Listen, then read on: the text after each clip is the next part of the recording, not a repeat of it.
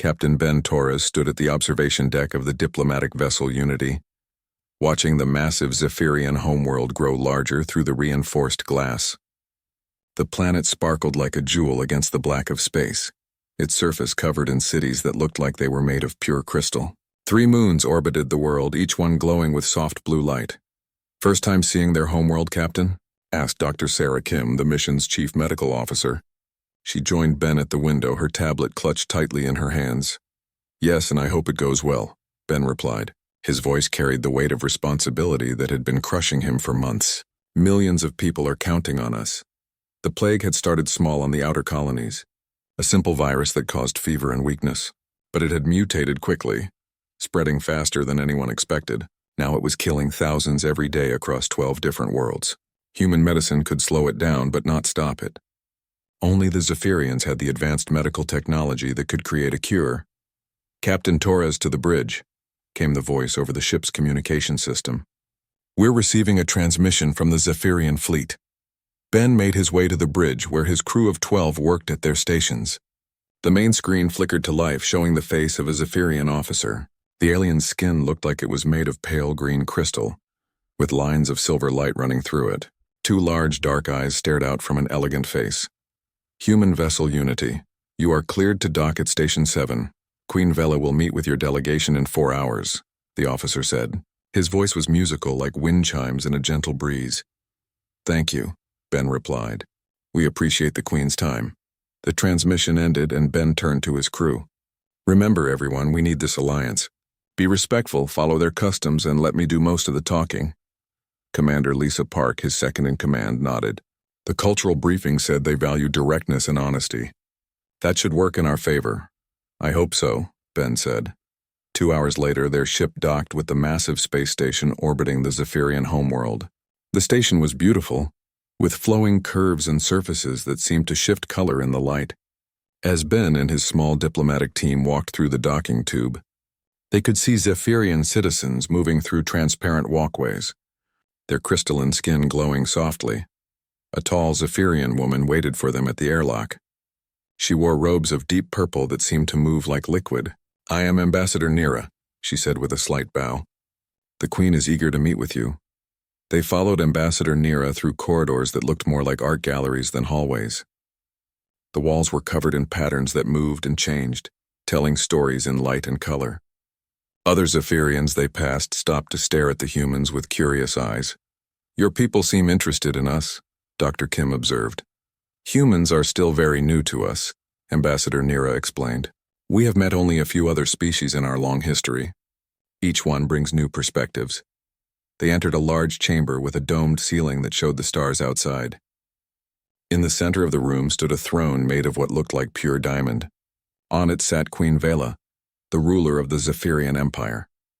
The queen was taller than the other Zephyrians, with skin that shifted between silver and gold. Her eyes were ancient and wise, and when she looked at Ben, he felt like she could see into his soul. A crown of floating crystals orbited her head, each one pulsing with inner light. "Captain Torres," the Queen said, her voice filling the chamber. "You come seeking our aid." Ben stepped forward and bowed as the cultural briefings had taught him. "Your Majesty, we do. Our people are dying from a plague that we cannot cure. We know your medical technology could save millions of lives." Queen Vela studied him for a long moment. "Your species is young. You have been in space for less than 200 years. Why should we trust you with our advanced knowledge?" "Because we're willing to learn," Ben replied. "We want to build a lasting friendship between our peoples. We can offer trade agreements, cultural exchange, and our own knowledge in return." The Queen stood from her throne and walked down the steps toward them. "I have studied your species, Captain Torres. Humans are unpredictable. You fight wars over small differences. You destroy your own planets for resources. You are dangerous." Ben felt his heart sink. "Your Majesty, we're not perfect, but we're trying to be better. The plague has actually brought many of our worlds together. We're working as one species to find a cure." "Words," the Queen said dismissively. "Anyone can speak words. I need proof of commitment." "What kind of proof?" Ben asked. Queen Vela smiled, but it was not a warm expression. "Marriage." The word hung in the air like a physical thing. Ben stared at the Queen, not understanding. "I'm sorry, Your Majesty." "Did you say marriage?" "Yes." Our ancient laws state that any species seeking true alliance with the Zephyrian Empire must prove their commitment through marriage bonds. You, Captain Torres, must marry my daughter, Princess Kira. The chamber fell completely silent. Ben could hear his own heartbeat in his ears. Behind him, he sensed his team's shock and confusion. Your Majesty, Ben said carefully, I was not aware of this law. It is ancient and sacred, the Queen replied. The marriage must take place within 7 days, or your people will be banned from our space forever. No trade, no alliance, no medical aid. Ambassador Nira stepped forward. Your Majesty, perhaps we could discuss other options for proving commitment. Queen Vela's eyes flashed with anger. Do you question our laws, Ambassador? No, Your Majesty, Nira said quickly, bowing low. The Queen turned back to Ben. You have until tomorrow to give me your answer, Captain Torres. Accept the marriage or leave our space immediately. The Queen swept from the chamber, leaving the humans standing in shocked silence. Ambassador Nira looked embarrassed and uncomfortable. Ambassador, Ben said after a moment, could you tell us more about this law? Nira glanced around nervously. It has been used only twice before in our history, both times with species that later became our closest allies. What happened to those marriages? Dr. Kim asked. They lasted for many years, Nira replied. The marriages created strong bonds between our peoples. Ben felt like the weight of the entire human race had just settled on his shoulders. Could we meet with Princess Kira? If this marriage is to happen, I should at least speak with her. Nira nodded. I will arrange a meeting. But Captain, you should know that the princess was not consulted about this decision. They were led to guest quarters in another section of the station. The rooms were beautiful but felt like a prison to Ben. He sat at a desk made of some kind of glowing stone and tried to think of a way out of this situation. Commander Park knocked on his door and entered. Captain, we need to talk. I know what you're going to say, Lisa. We can't go home empty-handed. The plague is spreading faster, she said, sitting across from him. We got an update from Earth while you were with the Queen. 3 more colonies are infected. The death toll is over 50,000 now. Ben put his head in his hands. How can I marry someone I've never met? Someone who doesn't want to marry me? Maybe there's another way, Park suggested. These aliens seem to value honor and law. There might be loopholes or alternatives. I hope you're right. The next morning, Ambassador Nira escorted Ben to a beautiful garden inside the station. Real plants from the Zephyrian homeworld grew in careful patterns, their leaves shifting colors like their creator's skin. In the center of the garden, sitting on a bench beside a fountain, was a young Zephyrian woman. Princess Kira was beautiful, but her beauty was cold and distant. Her crystalline skin was a pale blue and her dark eyes held anger and sadness. She wore simple robes of white, and her long hair moved as if it were underwater. Princess Kira, Ben said, bowing as he approached. She looked up at him with obvious displeasure. So you are the human my mother wants me to marry. I am Captain Ben Torres, he replied, sitting on the bench beside her but leaving respectful distance. I want you to know that I didn't ask for this. Neither did I, she said bitterly. I was not even told until this morning. Can you tell me about this ancient law your mother mentioned? Kira laughed, but there was no humor in it. Ancient law? Captain Torres, my mother created this law 3 days ago. Ben stared at her. What? There is no ancient law about marriage alliances, Kira explained. My mother made it up because she does not trust your species. She thinks this will force you to prove your commitment. But Ambassador Nira said it had been used twice before. Those were voluntary marriages for love, Kira said, not forced political arrangements. Ben felt anger rising in his chest, but he forced it down. Getting angry would not help anyone. Is there any way around this law? Kira studied his face for a moment. You truly do not want this marriage either? Princess, no offense, but I barely know you. Marriage should be based on mutual respect and affection, not political necessity. For the first time, Kira smiled slightly. At least you are honest. Most alien species we have met would have agreed immediately for the political advantage. I'm considering it only because millions of my people will die without your medical technology, Ben admitted. But I want to find another way if possible. There might be, Kira said thoughtfully, but we would need to study our marriage laws very carefully. Zephyrian law is complex with many different types of unions. You would help me. Captain Torres, I am already in love with someone else. If we can find a way to satisfy my mother's demands without a real marriage, it would benefit both of us. Ben felt the first spark of hope since this crisis began. What do you need from me? Time to research, Kira said, and you will need to learn about our culture quickly. My mother will test your knowledge before any ceremony. I'm a fast learner, Ben said. You will need to be, Kira replied, standing from the bench. Meet me in the library tomorrow morning. We have 6 days to find a solution. As Ben watched the princess walk away, he felt the crushing weight of responsibility settle on him again. But now at least he had an ally. And maybe, just maybe, human cleverness could find a way out of this impossible situation. That evening, Ben called a meeting with his senior staff. They gathered in the main room of their quarters and Ben explained everything he had learned. So the Queen made up this law just to test us? Dr. Kim asked. That's what the princess said, Ben replied. But it doesn't change our situation. We either find a way to satisfy the Queen's demands or we go home empty-handed. Commander Park looked thoughtful. Captain, what if we turn this around? What if we use this situation to prove that humans are worth allying with? How? By solving a problem the Zephyrians themselves cannot solve, Park explained. The princess is trapped in an unwanted marriage and the Queen is using fear to make decisions. Maybe we can find a solution that helps everyone. Ben nodded slowly. It's worth trying. Dr. Kim, I want you to study everything we have about Zephyrian biology and culture. Look for anything that might help us understand their legal system. Already on it, Captain, Dr. Kim replied. Commander Park, work with the ambassador to get access to their legal databases. We need to understand their marriage laws completely. What about the rest of the crew? Park asked. Have them continue working on alternative trade proposals, Ben said. If we can't solve the marriage problem, maybe we can offer something else the Queen wants. As his staff dispersed to their tasks, Ben stood at the window looking out at the Zephyrian homeworld. Somewhere down there, millions of aliens lived their lives in a civilization thousands of years old, and somehow he had to find a way to navigate their complex society to save his own people. The next morning, Ben met Princess Kira in the station's vast library. The room was filled with floating crystals that contained information, and holographic displays showed text in the flowing Zephyrian script. I have been researching all night, Kira said, showing him a collection of crystal data storage devices. Our marriage laws are more complex than even I knew. What did you find? There are 7 different types of marriage in Zephyrian law, she explained, activating a holographic display. The one my mother assumes we will use is called Bond of Souls, a permanent union that cannot be dissolved. Ben studied the display, even though he could not read the alien text. What are the other types?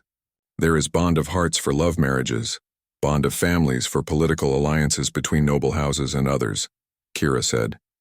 But the one that interests me most is called Bond of Minds. What is that? A temporary ceremonial union meant for diplomatic purposes, Kira explained, her eyes bright with excitement. It creates a formal connection between two peoples, but it dissolves automatically after 1 year. Ben felt hope rising in his chest. Would that satisfy your mother's law? It should, Kira said. But there is a problem. The bond of minds requires both parties to demonstrate deep knowledge of each other's cultures. You would need to pass a formal test before the ceremony. What kind of test? You would need to answer questions about Zephyrian history, law, art, and philosophy, Kira explained. The test usually takes years to prepare for. Ben sat back in his chair, feeling defeated again. We don't have years. We have 5 days. Which is why we need to work together, Kira said. I will teach you everything you need to know. But Captain Torres, you must understand that this will be the most intensive learning experience of your life. Ben thought about the messages from home, about the plague spreading across human space, about the thousands dying every day. Princess, I'm ready to learn. And so began the most intense 5 days of Ben's life. Princess Kira taught him about Zephyrian history spanning 10,000 years. She explained their complex philosophy of mental harmony and emotional balance. She showed him their art forms, where light and sound combined to create beauty beyond human understanding. Ben's human brain struggled with concepts that Zephyrians learned over centuries, but he had something the aliens did not expect: the human ability to adapt quickly and find creative solutions to impossible problems. As the days passed, Ben and Kira developed an unlikely friendship. She began to respect his intelligence and determination, while he came to admire her strength and wisdom. Neither of them wanted this marriage, but they were both committed to making it work for their peoples. On the fourth day, as they studied in the library late into the night, Kira asked him a question that surprised him. "Captain Torres, why do humans fight so much? My mother says your species is too violent for alliance." Ben considered the question carefully. "We fight because we care deeply about things," he said finally. "Sometimes we care so much that we make mistakes. But that same passion that leads to conflict also drives us to explore space, to help others and to never give up when people we love are in danger." Kira nodded thoughtfully. "That is not how my mother sees it. Maybe it's time she learned to see us differently," Ben replied. Tomorrow would bring the final test, and Ben could only hope that 5 days of intensive study would be enough to convince Queen Vela that humans deserved a chance to prove themselves as allies. The fate of millions hung in the balance, and everything depended on whether one human could master an alien culture in less than a week. The morning of the 5th day arrived with the artificial dawn that marked time aboard the space station. Ben Torres had barely slept, his mind racing with everything Princess Kira had taught him about Zephyrian culture. Today would determine the fate of millions of humans dying from the plague. Ben stood before the mirror in his quarters, adjusting his formal diplomatic uniform. The dark blue fabric looked plain compared to the flowing robes the Zephyrians wore, but it was clean and pressed. He had to represent humanity at its best today. A soft chime announced a visitor. Ben opened the door to find Princess Kira waiting outside. She wore ceremonial robes of silver and blue, and her crystalline skin seemed to glow with nervous energy. "Are you ready, Captain Torres?" she asked. "As ready as I can be after 5 days of cramming 10,000 years of history into my head," Ben replied with a tired smile. "Remember what I taught you about the formal speech patterns?" Kira said as they walked toward the throne chamber. "Address the queen with the proper honorifics and speak clearly. Do not let her intimidate you." "What will happen if I fail the test?" Ben asked. Kira was quiet for a moment. "My mother will declare that humans are not capable of true understanding. You will be sent away, and our peoples will never meet again." The weight of that possibility pressed down on Ben's shoulders. No pressure at all, he thought grimly. They entered the great throne chamber to find it filled with Zephyrian nobles and officials. The crystalline beings stood in perfect rows, their skin colors ranging from pale silver to deep gold. All eyes turned toward Ben as he entered. Queen Vela sat on her diamond throne looking more imposing than ever. The floating crystals around her head pulsed with steady light, and her ancient eyes fixed on Ben with calculating intelligence. "Captain Torres," the queen announced, her voice carrying through the chamber. "Today you will prove whether your species possesses the wisdom necessary for alliance with the Zephyrian Empire." Ben bowed deeply. "Your most gracious majesty, I am honored by this opportunity to demonstrate humanity's respect for your great civilization." A murmur went through the assembled nobles. Ben had used the formal address correctly, and spoken in the rhythm that Zephyrians found pleasing. "The test will begin," Queen Vela declared. "Scholar Thyvan will examine your knowledge." An elderly Zephyrian stepped forward. His skin was pale white with veins of silver, and his eyes held the wisdom of centuries. "Captain Torres, tell me about the great harmony of the Third Age."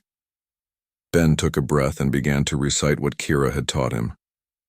The great harmony began 2,000 years ago, when the philosopher Keln proposed that true wisdom comes from balancing logic with emotion. The Zephyrian people spent 500 years learning to blend analytical thinking with empathetic understanding, creating the foundation of modern Zephyrian society. Scholar Thyvan nodded approvingly. "And what were the 3 principles of this harmony?" "First, that knowledge without compassion leads to cruelty," Ben replied. "Second, that emotion without logic leads to chaos. Third, that the greatest achievements come when mind and heart work together toward common goals." "Correct," the scholar said. "Now tell me about our legal philosophy."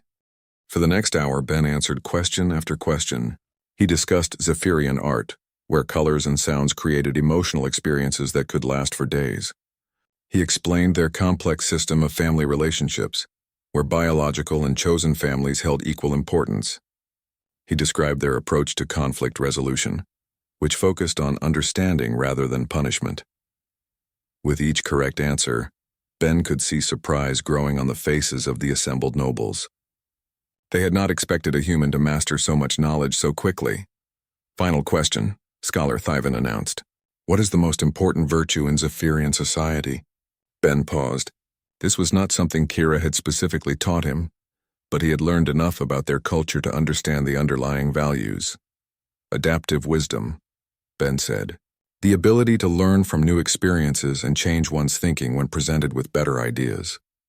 Zephyrians value growth over stubbornness, understanding over judgment. The scholar looked to Queen Vela, who nodded slowly. The human has passed the knowledge test, she announced. Relief flooded through Ben, but he knew this was only the first step. Now came the real challenge. However, the Queen continued, knowledge alone does not prove worthiness. You must now choose what type of marriage bond you will accept. This was the moment Ben and Kira had planned for. Ben stepped forward and spoke clearly so everyone in the chamber could hear. Your most gracious Majesty, I humbly request the bond of minds. Complete silence fell over the chamber. Queen Vela's eyes flashed with what looked like anger. The bond of minds, she repeated. You would choose a temporary ceremonial union? Yes, Your Majesty, Ben replied calmly. The bond of minds represents exactly what our peoples need. A formal diplomatic connection that allows us to learn from each other while respecting our different natures. That is not a real marriage, one of the nobles called out. Ben turned to address the speaker. With respect, honored lord, I have studied your marriage laws carefully. The bond of minds is a sacred union recognized by Zephyrian law for over 3,000 years. It was created specifically for diplomatic alliances between different peoples. Queen Vela stood from her throne, her crystalline skin darkening with displeasure. You think you can manipulate our laws, human?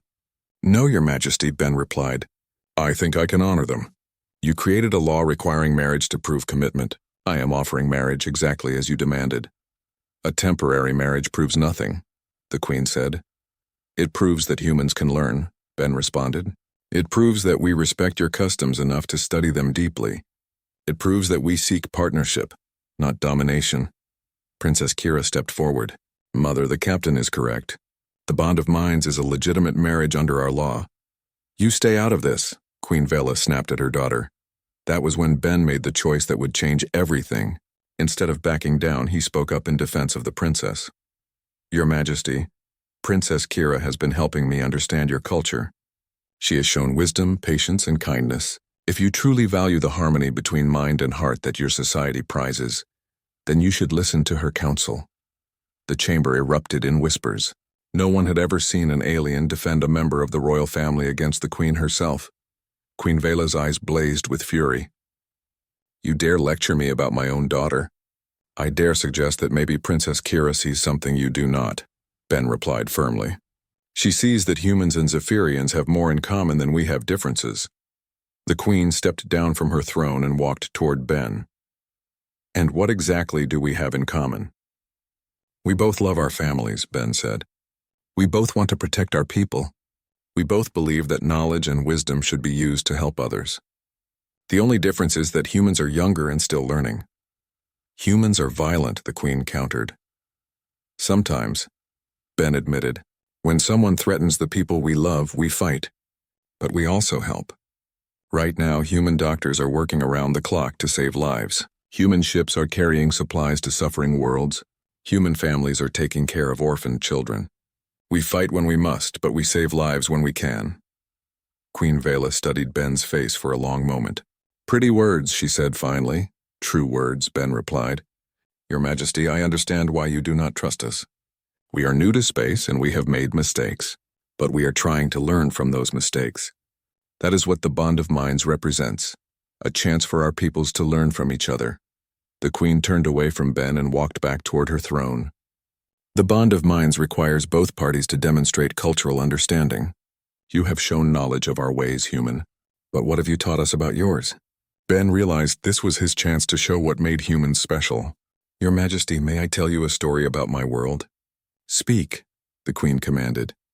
50 years ago, there was a war between two human nations, Ben began. They fought over resources and old grudges. Millions died. But when the war ended, something unexpected happened. The children of the former enemies began working together. They built schools and hospitals together. They married each other and created new families that belonged to both cultures. The assembled nobles listened intently as Ben continued. Today, those former enemy nations are closest allies. They share technology, culture, and dreams. What makes humans special is not that we never fight, but that we can forgive and grow beyond our conflicts. And you believe this is possible between our peoples? Queen Vela asked. I believe it is inevitable, Ben said, if you give us the chance. The queen sat back on her throne and was quiet for several minutes. The entire chamber waited in tense silence. Ambassador Nira, the queen said finally.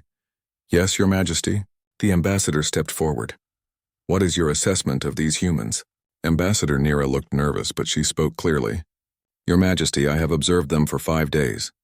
They are curious, adaptable, and respectful. Captain Torres learned more about our culture in 5 days than most species learn in months. Scholar Thyvan, the queen continued. Your opinion? The elderly scholar stroked his chin thoughtfully. The human's answers showed not just knowledge, but understanding. He grasped the principles behind our customs, not just the facts. Queen Vela turned to her daughter. Princess Kira, you have spent the most time with these humans. What do you believe? Kira stepped forward with dignity. Mother, I believe Captain Torres represents the best of his species. He came here to save lives, not to gain power. He has shown respect for our ways while staying true to his own values. If humans can produce leaders like him, they deserve our friendship. The queen stood once more and walked down to where Ben waited. She studied his face with those ancient wise eyes. Very well, she said at last. I will accept the bond of minds. Relief washed over Ben, but the queen held up a hand. However, she continued, there are conditions. The ceremony will take place tomorrow. You will remain here as our guest for 1 full month to continue learning our ways, and you will not receive our medical technology until you prove that humans can truly change. Ben felt his heart sink. A month of delay while the plague spread would mean hundreds of thousands more deaths. Your Majesty, he said carefully, could I propose an alternative? The queen raised an eyebrow. You continue to surprise me, human. Speak. What if I remained here as your ambassador, while my medical officer, Dr. Kim, returned to human space with a sample of your healing technology? She could begin working on treatments immediately, while I stay to build stronger relations between our peoples. You would remain here alone? Princess Kira asked. If it means saving lives, yes, Ben replied. Queen Vela looked genuinely surprised for the first time. You would sacrifice your freedom for your people? It would not be a sacrifice, Ben said. It would be an honor to represent humanity in your great civilization. The queen was quiet for another long moment. When she spoke, her voice was softer than before. Captain Torres, you have shown me something I did not expect to see in humans. What is that, Your Majesty? Wisdom beyond your years, she replied. Very well. We will proceed with the Bond of Mind ceremony tomorrow. Dr. Kim may return with a supply of our healing technology and the knowledge to produce more. You will remain as our first human ambassador. And after 1 year? Ben asked. After 1 year, we will reassess based on how well our peoples have learned to work together, the queen said. If the partnership proves beneficial, we will formalize a permanent alliance. Ben bowed deeply. Thank you, Your Majesty. Humanity will not disappoint you. See that you do not, the queen replied. The ceremony the next day was beautiful and solemn. Ben and Princess Kira stood before the assembled nobles and spoke the ancient words that created the bond of minds. The princess wore robes of pure white that seemed to glow with inner light, while Ben wore his formal uniform with the addition of a silver sash that marked him as a diplomatic representative. When the ceremony was complete, Queen Vela placed a crystal pendant around Ben's neck. This marks you as a friend of the Zephyrian Empire, she said. Wear it with honor. Dr. Kim departed the next morning with a ship full of medical supplies and detailed instructions for creating the cure. As Ben watched her leave, he felt both sadness and pride. He would miss his crew, but he had accomplished what seemed impossible. Over the following weeks, Ben threw himself into his role as ambassador. He met with scholars, artists, and ordinary citizens. He learned about Zephyrian philosophy and shared human stories and ideas. Slowly, he began to build bridges between the two cultures. Princess Kira became his closest friend and advisor. She helped him navigate the complex social structures of Zephyrian society and introduced him to her lover, a young artist named Zeln who created beautiful light sculptures. You know, Kira said one day as they walked through the palace gardens, My mother chose well when she forced this marriage. How so? Ben asked. She wanted to test whether humans could truly understand us, Kira explained. But in the process, she learned that we could understand humans too. What changed her mind? Your willingness to stay here alone, Kira said. No Zephyrian would make such a sacrifice for strangers. It showed her that human compassion extends beyond your own species. We are not perfect, Ben admitted, but we try to do what is right. That is what makes you worthy allies, Kira replied. 3 months into his stay, Ben received wonderful news from Dr. Kim. The plague had been stopped. Human scientists working with Zephyrian medical knowledge had created an effective treatment. Millions of lives had been saved. But even better news came the following week. A Zephyrian exploration fleet had discovered another young species in a nearby star system. The aliens were friendly but struggling with environmental problems on their homeworld. We want you to be part of the first contact team, Queen Vela told Ben. Your experience with our culture could help us communicate with them. It would be an honor, Your Majesty, Ben replied.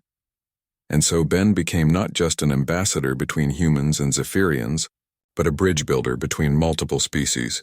His human adaptability and empathy, combined with his deep knowledge of Zephyrian culture, made him uniquely qualified to help different peoples understand each other. The Bond of Mind ceremony had been scheduled to last 1 year, but when that time came, both Ben and Princess Kira agreed to extend it indefinitely. It had become a symbol of the growing friendship between their peoples. You know, Queen Vela said to Ben on the first anniversary of his arrival, I created that marriage law to test your people. I know. Your Majesty, Ben replied with a smile. Princess Kira told me. What I did not expect was for the test to change me as well, the Queen admitted. Humans have taught us that wisdom comes not from age alone, but from the willingness to see the universe through new eyes. And Zephyrians have taught us that true strength comes from balancing emotion with logic, Ben replied. Our peoples make each other better. Indeed they do, the Queen agreed. As Ben looked out at the crystal city below the palace, he thought about the journey that had brought him here. He had come seeking medical aid to save human lives. Instead, he had found something far more valuable, a friendship between species that would last for generations. The plague that had threatened to destroy humanity had led to the greatest alliance in human history. And it had all started with an impossible choice and a young captain who refused to give up. Human creativity, adaptability, and compassion had turned what seemed like defeat into the greatest victory of all. The universe was vast and full of wonders, and now humanity would explore it not alone, but with friends who shared their dreams of a better future for all thinking beings. The bond of minds had become a bond of hearts, and the stars themselves seemed brighter for it.